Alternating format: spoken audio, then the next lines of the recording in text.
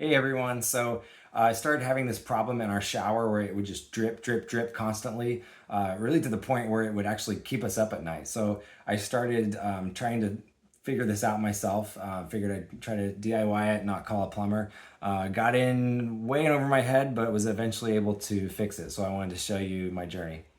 So the first thing I did was I turned off the water in the entire house, and then I came upstairs and turned on the kitchen sink faucet, sorry, the bathroom sink faucet in the same bathroom as the shower that I wanted to work on, and that drained all the water out so that I could move forward with the shower without any worry about water. First step on here was to pry off the hot water cold water indicator, and then I was able to get to this screw that you see there, unscrew that, and then I was able to just pull the knob off gently, and then it was time for the faceplate. So there's two screws here holding in the faceplate in my case, and they're very long because they've got to connect into the screw hole inside the wall.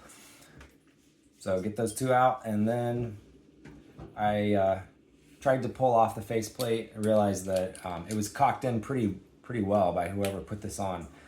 So I went at it with a screwdriver, but quickly realized that I was going to need something else. So I went and got a utility knife and cut that cock off.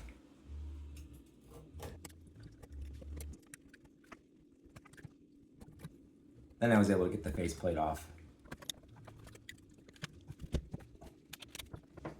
You can see my Kansas City Chiefs Super Bowl shirt in the background and in the reflection there. Go Chiefs. All right, so now we got it off, and I have this picture I took here of a different angle, and so this arrow is pointing to a nut that I had to get off as the next step here. And this proved to be the hardest part of this project because this nut in my case was really on there, it was really screwed on tight. I'm not sure when the last time it was taken off, could have been a while. Now I went in here with the vice grips and just tried to twist it off. It's probably kind of foolish to go at it this way. For one reason, you can damage the finish doing this, and I did a little bit. Definitely scratched this up a little bit, unfortunately, and you can see it now in the finished result.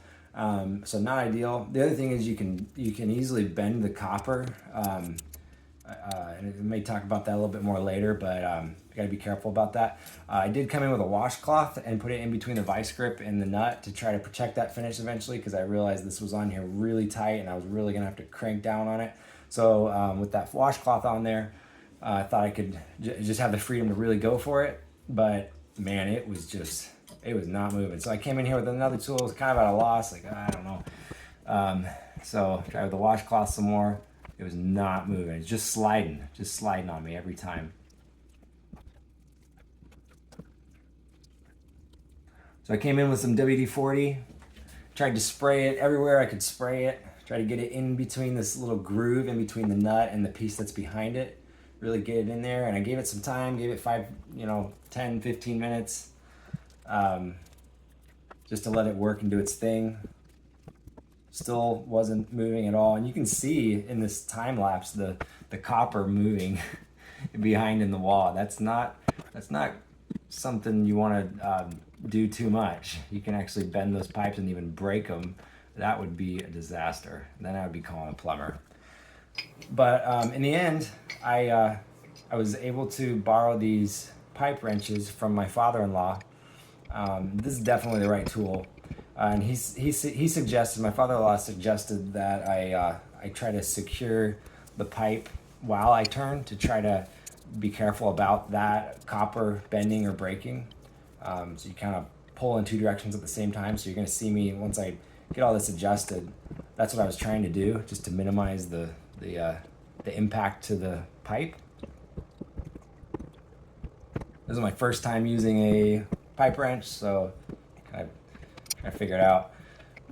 So I got it on the nut, and now I'm trying to figure out how to stabilize the pipe.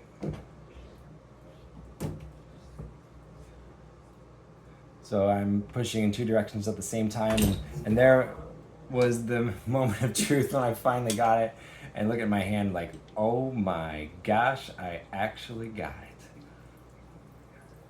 At first I just thought it slipped, but then I realized I did indeed finally break it loose. But you can see the damage I did to that nut a little bit. Not what you want to do. Not professional work, learning here, but it's free. So I was able to turn it by hand at that point going forward and get it off. There it is.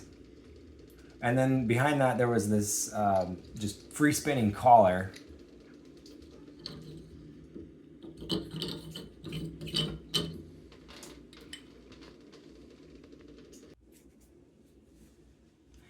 The next step was to pull out this ball piece.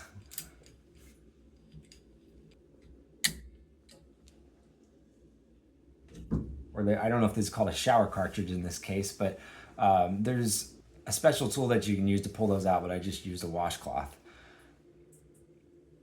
And so here it is, the ball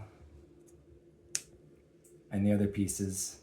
And I tried to zoom in here and look at what's going on in here, and I still had no idea what the problem is. What's going on? Why am I getting a dripping when all this is together? I wasn't sure. So what I ended up theorizing is that these rubber seats may be gone bad, or the springs. So I got that's when I took it out, it looks like. And so you see me try to kind of squeeze it here at some point, and I'm testing whether it's bouncing. Like, does it have any bounce to it? If it doesn't, maybe that's why. Maybe it has to have a little bounce. See there, I'm squeezing it, and it doesn't have much bounce.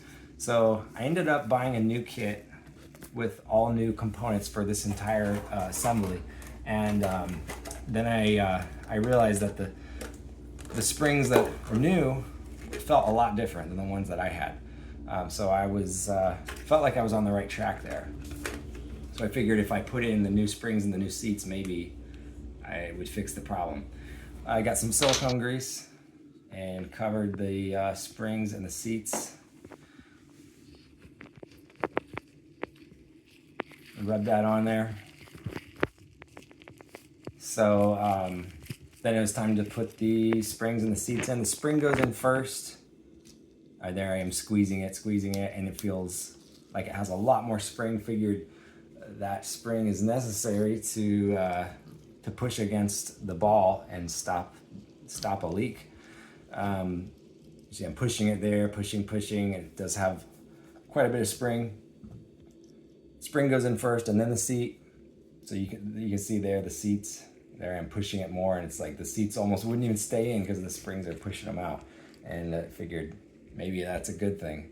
And I think in the end it was. It turned out to be my problem. So now I went and got the silicone grease again and put it all over that ball.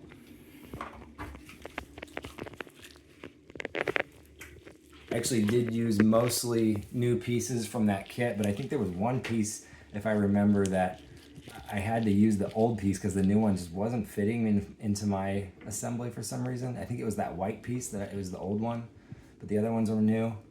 I think it just wasn't going in that groove. You see that little groove there? In my case, it just wasn't going in, so I used the old one. But in the end, was able to fit that all in nicely to where it felt nice, and then tighten that nut on. Just kind of hand tighten it. I think I did tighten it with a vice grip or something in the end, but not as tight as it was before, just in case.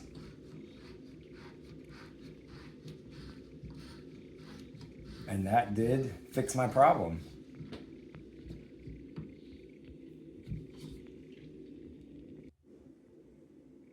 Put the handle back on. I soaked this handle in some vinegar overnight just to clean it up a little bit because it was pretty grimy, and it did come out a lot better. So there you go. That's how I fixed my leaky shower. Yeah, if I had to do it over again, I'm trying to think how I would approach that nut, because that was pretty challenging aspect of this. I definitely bent my copper a little bit and tried to bend it back in the end. In the end, it wasn't too bad. I think it turned out okay, but I was running the risk of breaking the pipe and having a really big problem. So I don't know. I guess I would probably just not crank on it without reinforcing it the other way, like I eventually started doing.